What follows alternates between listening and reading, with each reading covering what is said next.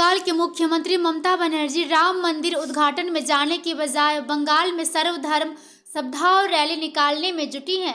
लेकिन बंगाल की आम जनता अयोध्या और बाकी देश भर के लोगों की ही तरह राममय हो गए हैं। अयोध्या राम मंदिर के उद्घाटन की तैयारी को लेकर बंगाल के आसनसोल में भी विभिन्न मंदिरों में विशेष तैयारियां चल रही हैं। आसनसोल के मंदिरों को सजाने संवारने के साथ ही उसे विद्युत रोशनी से पाट दिया गया है। मंदिरों में अभी से विशेष पूजा का भी आयोजन किया जा रहा है, जिसमें बड़ी संख्या में लोग भाग लेने पहुंच रहे हैं। আমাদের শ্রী রাম জন্মভূমির যে নির্মাণ হয়েছে আর হচ্ছে, যেটা স্থাপিত হয়েছে, সেটা নিয়ে সেই উপলক্ষে আমাদের এই মন্দির একটা প্রোগ্রাম রেখেছে। তার জন্য মন্দিরকে সাজানো হয়েছে। তারপরে পুজো হবে, কীর্তন হবে, দুদিন কীর্তন আছে। তারপরে কিছু আমার প্রসাদ ভোগ জন্য আমরা কিছুটা স্টল করেছি, যারা আমাদের ভক্তজন এসে গ্রহণ করবেন। আর দীপোৎসব আছে, তারা বিকালে এসে দীপোৎসব দীপ জ্বালাবে।